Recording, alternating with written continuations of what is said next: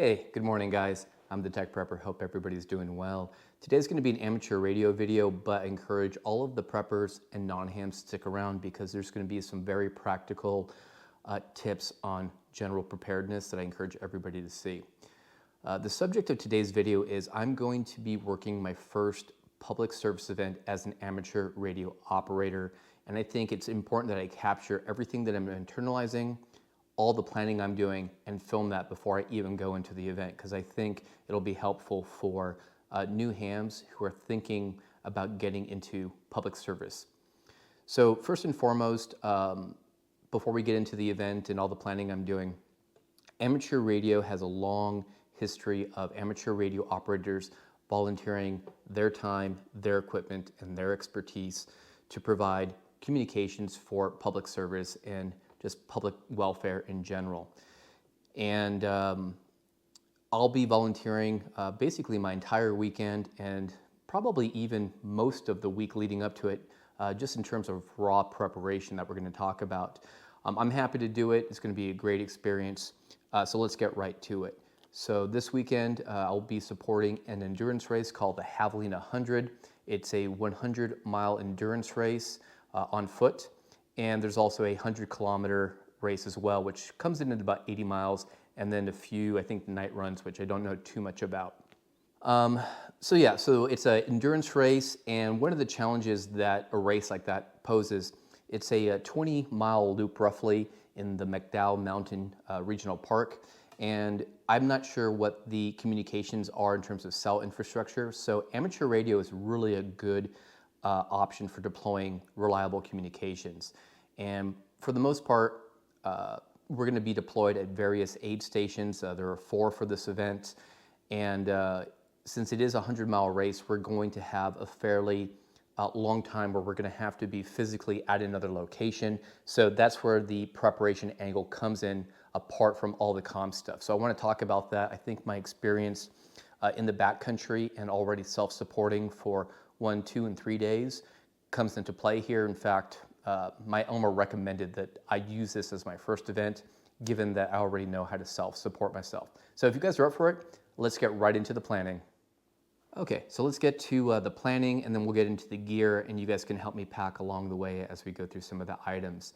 So the primary resource I used to plan for this, in the absence of never doing it before, that's not a word, doing it before, was the communications plan, and it was put together by the communications lead for this event. And it is roughly a 10-page document in my case, and covers all of the logistics that we need to be able to execute communications for the 2-day period. Now, I'm a bit OCD, so I went ahead and laminated all 10 pages so I would have a waterproof resource. It turns out there was a V2 of the comms plan, and I had to relaminate about 3 or 4 pages. No big deal. So the first page really just has the event details, the location of the event, the times. It includes some of the radio frequencies we're going to be using. We'll talk about what I did there in terms of the radios when we get to that portion of the packing. And then also information about the event coordinator. And what I did was I created a contact card with his first name, last name, call sign, phone number, and email, and then sent that off to my wife. So I treat this the same way I treat any outdoor excursion, where I give her a contact, if there is one, for her to get a hold of, since I'll be out of pocket. We'll go through some of the radio stuff in a bit here. There's some event background on the next page, along with the location. In terms of location, I did a few things. I decided to start to figure out my route to the event, so I printed out a hard copy of the directions. It's just a 1-page document, and then I went ahead and also sent via Google Maps the directions to my smartphone over email and text. So very much belt and suspender stuff. So I'll take the GPS on the way down, but then I have a hard copy just in case anything happens. All right, so they talk a little bit about the mission. Like I said, some of the things that I will be responsible for, as well as the communications team, will be providing status at the aid stations, keeping track of DNFs, runners that did not finish, basically taking a look at the supply levels and any other general trafficking that is required. Now, The one thing to keep in mind here is that this is a directed net, so it's actually great that I participate in a Monday emergency net that is directed. So I already have some experience going through a net control operator to be allowed to pass traffic. So that's really good to know that it's not like an ad hoc point-to-point in terms of most of the traffic messaging. So in terms of the stations, this is a 20-mile-ish loop. I believe there are going to be 4 stations. I'll be stationed about 4.5 miles from the main command center, and then the next nearest aid station will be about 6.5 miles. So I'll be bringing the Jeep, and we'll talk about that in a second as well.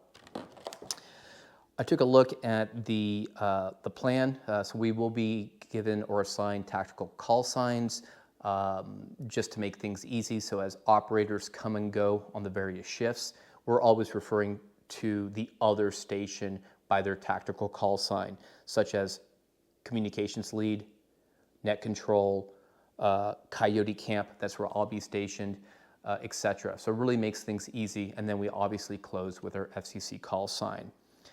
So we were shorthanded with this event. We needed 24 volunteers to cover 4 shifts, Saturday through Sunday. Unfortunately, there are only 17 volunteers, so a few of us have offered to do 2 shifts. I am one of those. So I have an 11-hour shift on Saturday. I'll get a 5-hour break, and then I'll close with, I think, a 6 or 7-hour shift in the morning. So I'm gonna actually bring my gear, and we're gonna do a bivvy. So there'll be some outdoor overnight kind of wilderness training I'll be doing, which will be a lot of fun, and that'll be in part 2 of the video. So the point here, guys, is I encourage everybody to get licensed and see if they're willing to donate some of their time. Like I said, if we had a full staff and a crew, to be honest, under the age of 65, it would make things a lot easier. I have a suspicion the reason why I was given an 11-hour shift, which I'm happy to do, is because I'm not quite on the upper end of the scale in terms of age, and probably can be on my feet longer. I don't have a problem sleeping overnight. So any kind of assistance you can provide your local area would be a tremendous asset to the amateur radio community and your community in general. So like I said, 2 shifts, planning on being 100% self-supporting for this.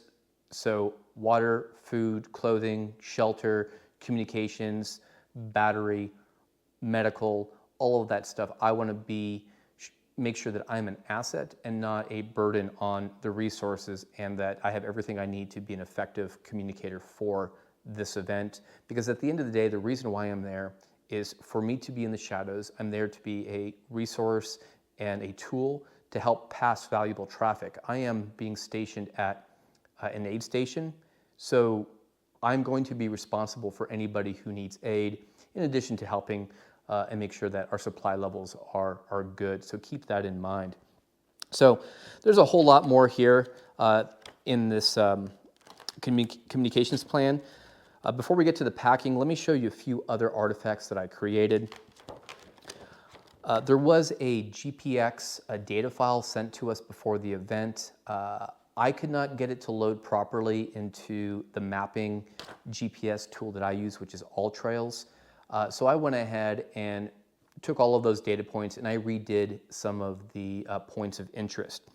And essentially what I did was I eliminated all the clutter and just allowed there to be kind of the 4 stations, so I have a rough idea of their location and bearing. And then I also went ahead and kept the one that was provided by the event coordinator. Again, I'm a belt and suspenders kind of guy. I also created another waterproofed AllTrails map that actually has a 1 in 24,000 scale with the zoom from my location to the command center, which is about 4.5 miles, and I put it in UTM, Universal Transverse Mercator, because that's the land navigation technique I like to use. So something goes terribly wrong, I have to basically do a straight beeline. I don't want to rely on my phone. I will do straight land navigation point to point using my GPS watch and my UTM grid square. That's just me. I'm pretty sure I'm the only one doing that for the event. A few other things. I don't know what the situation is going to be in terms of access to a table. I will bring this one, but it'll be in the Jeep. But more than anything, my table will be my clipboard. I picked this up for 99 cents at the Goodwill because I'll be responsible for jotting down some bib numbers. A few other things I have here. I also printed out copies of the McDowell Mountain Regional Park map. It's actually nice because it's their nomenclature, their trails, their trailhead markers. So just another backup and another reference just in case. And then I've also printed a second copy of the communications plan just in case I need to make a friend and pass it out to another ham who maybe forgot theirs. So that's it in terms of kind of the communications plan and some of the pre-planning I did. I also went ahead and worked backwards and created an itinerary for myself that I also am leaving with my wife. And I'm leaving the house now like at 3 o'clock in the morning so that I could do the hour and 15-minute drive with some buffer, radio to net control to let them know I'm approaching. And I kind of worked all the way up to that 6 a.m. On-duty shift cycle where I'll have to take the Jeep roughly 4.5 miles. So I'm prepared for the event. So let's get to the packing. All right, so first let's talk about the gear that I'm gonna have my person. My first priority is to make sure that I can take care of myself. And out here in the desert, we're gonna have about a 30 to 35 degree in temperature swings. So since I'll be working from morning through day, through night, through morning again, I need to make sure that I have the appropriate clothing for that entire temperature range. So first and foremost, you guys see how I dress the channel, so I'll be wearing sturdy boots, wool socks, obviously underwear, but I'm also planning on coming to the event with my long underwear on top so that I can just peel that layer off. So I'm very much going to use a layer system. Base layer t-shirt. We'll go ahead and do a merino wool base layer long sleeve. Then I also have my vest. So basically the ability for me to control my temperature by easily adding and removing layers. I also will have my puffer jacket, and this will actually take me down to the lowest temps at night, so this will actually be quite nice. And then I don't know what the situation is. The communications report or communications plan did not talk about safety vests, so I took my RSO vest and just stripped the NRA stuff off of it. So I'll have a high-vis vest with a couple of extra pockets. I'll have my chest rig as well, mostly because it's easy for me to carry my phone, my little first aid kit, my emergency blanket, all the stuff I carry when I trail run, and my gloves. So the ability to, again, have protection from the elements. And again, I don't know what I'm gonna have to get into. If I'm gonna have to get the winch out and help pull somebody out, a pair of gloves would always be nice. And then obviously sunscreen, hat, and then sunglasses. In my day pack, I always carry this pouch. My uncle told me when I was a kid, always carry the 10 essentials. And even if you're going out in the middle of the day, he always had me carry a number of items. So let's open these up. And this is in a waterproof bag. And the first thing in here that I always carry with me is my merino wool base layer. And these are super expensive, but I've had this for a number of years, so it was a really good investment. Wool is excellent material, even if it gets wet, to keep you nice and toasty. I have a beanie. This is actually warmer than my cap, so typically something I will sleep with when I do my bivvy overnight. Pair of wool gloves. You guys kind of see this theme here of wool, wool, wool. And then an extra pair of socks. So for anybody, probably you guys in the military already know this, keeping your feet dry is an absolute must. I used to carry an extra pair of underwear, but turning it inside out will actually work. I'm not going to even need to do that for this event. Oh, apparently, take that back. There was a extra pair of underwear in there. So guys, that's pretty much it for my outerwear. I'm going to carry a few things on my person. Let's go ahead and get those as well. All right, so let's take a look at some of the items that I'll be carrying on my person. These are pretty much my everyday carry with the exception of a few things. So number one, sport wallet with credit cards, ID, and cash. Cash is king. I have my folding knife. I always carry an EDC flashlight. This is the Olight S1R Baton 2. I love this one. It's field rechargeable. It doubles as a headlamp. We'll talk about lighting in a bit. And I actually have two of these for interchangeability, and being able to reuse the same batteries. Sunglasses. This is actually new for my kit. I realized that I'm going to have to take down certain bib numbers at a certain time of the events, and I have terrible vision. And a viewer sometime back recommended a monocular, and I picked this up with my REI dividend points for like $19, and it's an 8x25 monocular, so I can go ahead and actually take a good look. And it clips onto my belt, so it's not going to get in the way. And then of course, my primary here is my HT, and something I haven't used before, maybe not the best idea to use it on the first event, but I'm going to try, is to have a hand mic that I can clip onto my safety vest. Now, we'll start talking about the radios in a bit here. So here's my philosophy on radios. Use the radios you know and you're comfortable with. For anybody watching the channel, you guys know that I'm a huge fan of the Yaesu FT60R. I actually have 3 of these. I'll be bringing my primary one and my secondary one. Prior to this event, I went through the list of frequencies and repeaters we would be using. I manually programmed all 4. I manually assigned them a label to align with the tactical use. And then I went ahead and cloned this HT and mirrored it to my other HTs. So they are identical frequencies, identical positions. So not that I want to lend out my radios, but I have the ability to give it to somebody else and it's already good to go. We'll talk about antennas here in a bit. The other thing I like about it is, again, just like the flashlight, they take the same battery. So I have 4 of the HT batteries for this. And since I have to operate for 11 hours the first shift, and I think 6 or 7 the second shift, I want to make sure I have enough batteries. And we'll talk about field charging too. So I absolutely love this Yaesu FT60R. It's a dual band, but I love it because it's so easy to program, very rugged, and it has not failed me in all the trail runs I've done in the last few years out here. All right, so I told you guys I don't know what to expect, so I will have the 2 HTs that are cloned, but I also bring the radio that I trust with my life, and this is the Yaesu 857D, which sadly is not in production. Yaesu, you need to bring back this radio and make it modern again.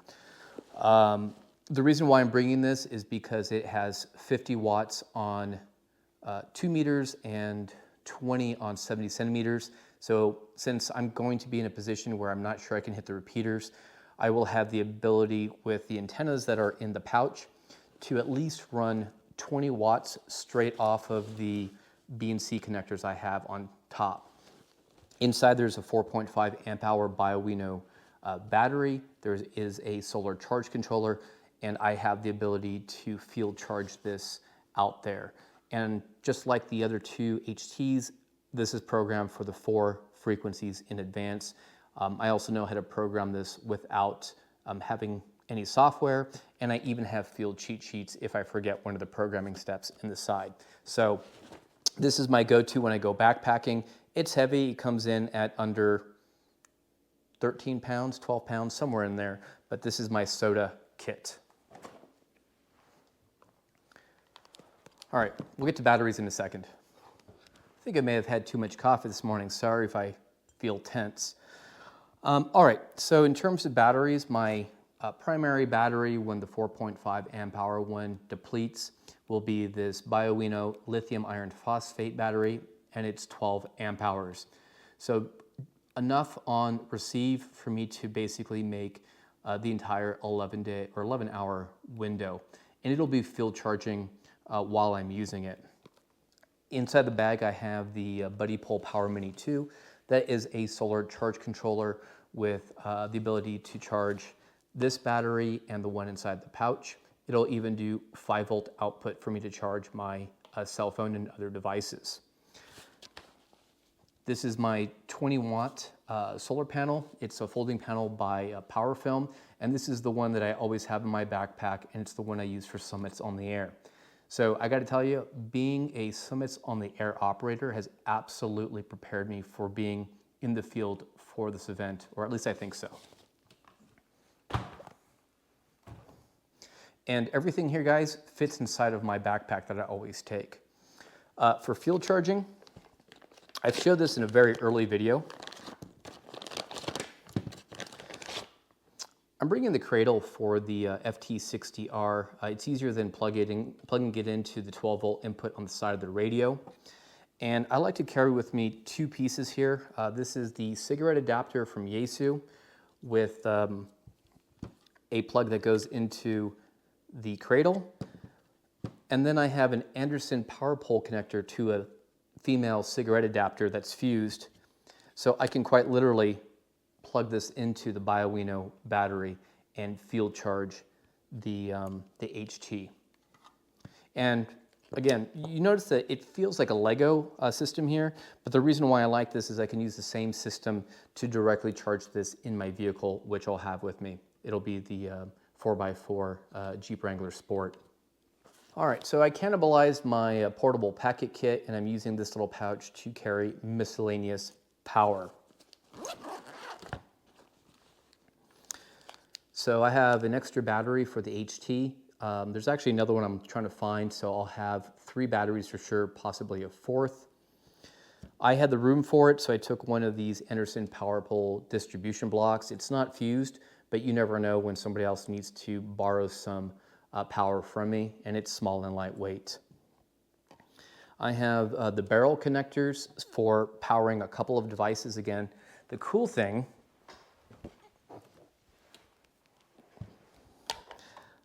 about the Biowino battery is that I can actually also tap into it with the barrel connector and just not the Anderson power pole connector. So my 2 5-volt battery packs I can actually charge with the barrel connector, which is kind of cool. And these are the battery packs I'm using to power my Raspberry Pis in the field. They have USB 5-volt output. They have a switch for turning them on and off. And they're lightweight enough, and they're each 3,000 milliamps. So enough to do several charges on several phones. And then I have an extra whip antenna. I forgot to mention, I also carry in this pouch here a couple of the SMA to B and C connectors. I standardize on B and C for everything. So I can go ahead and thread this onto the HT and have a better gain compared to the rubber ducky. And then I think in some of the aid stations there already is a higher gain antenna with B and C as the connection point. Oh, yes. And this is straight out of my EDC bag. It's all the cables I carry with me, whether it's my headphones, iPhone charging cable for my EDC flashlight, etc. So just a few miscellaneous cables as well, like the USB micro cables.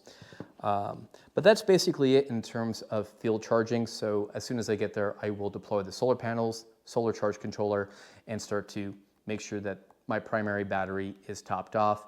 And then the Buddy Pole Power Mini actually has an extra, has 2 12-volt outputs and a 5-volt output, so I can go ahead and charge multiple devices and keep everything topped off during the day while we have light. All right, so this is going to be a long event, so I want to make sure I have enough food and water. In terms of water, I'm going to keep a gallon in the Jeep. I always have an extra gallon there anyways, and bring a 40-ounce water bottle. I'm sure we're going to have water at the station, but I want to be able to, again, have my own equipment if needed, especially if I have to get on foot, grab the pack, and move to another location. In terms of food, I like to have a bag full of snacks. I brought 2 packets of oatmeal for breakfast, a couple of bars, some jerky, and then lots of little packets to mix with water. So I have tea, coffee, and electrolyte fluid. I brought 10 packs of instant coffee so I can make a friend,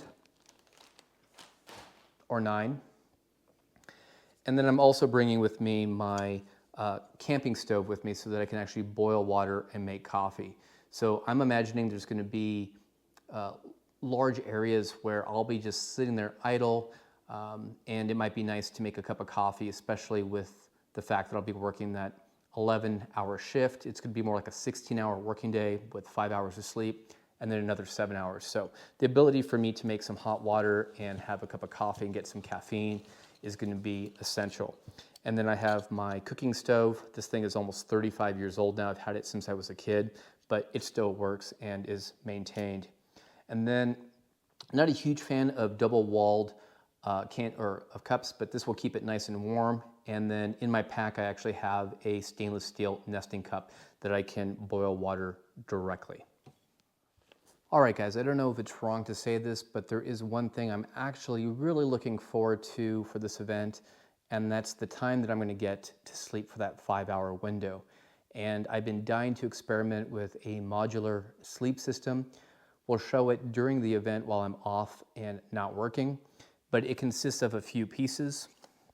I absolutely can't stand the mosquitoes. So this is the USGI Bivy tent. It's actually really cool. You quite literally take it out of this pouch, throw it, and it opens up. It's basically a glorified mosquito net. It doesn't work great for the guys that are over 6 feet tall, but for my stature and size, it's gonna work great, I hope. So hopefully this $60 bivy tent doesn't fail me. We'll find out in the after action report. And then I've got 2 pieces of gear that are also new to me. So in another dry bag, I have a USGI poncho.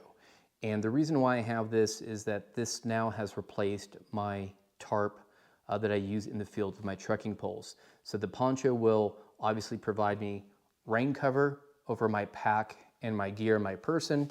It will double as my A-frame for my shelter to get out from under the heat. It'll work as a ground cover, but more than anything, this one is really cool because it has snaps and can work as an improvised sleeping bag or bivy. So this is part of the modular system as well. And then it will actually work with something called a woobie, and we'll talk more about this. I haven't used it before, but the woobie essentially is a liner, and you attach it to your poncho, and when you snap it closed, you basically have a sleeping bag. So military guys, I'd be happy if you would share your experience with woobies and your poncho in the field. This will be my first time using this. So it sounds like a lot of gear, but I have the Jeep, and quite honestly, everything does connect to the pack that you have seen so far. Oh, almost forgot. I have a small tent stake bag with some cordage that has already been pre-cut and already has carabiners and my favorite knot, which is the top line hitch, so I can adjust the line very easily in the field.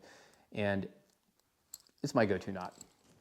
All right, guys, I have to make this quick. The GoPro just overheated with the amount of film I'm recording. A few more items. I have a lantern that I can field recharge since this will be an overnight event. We're gonna have a full moon, but it shouldn't be, or it wouldn't hurt to have the lantern. Since I have my backpack, I have my toiletry kit. These are just wipes, hand sanitizer, and toilet paper. And then for people that take medications, remember, it's always important.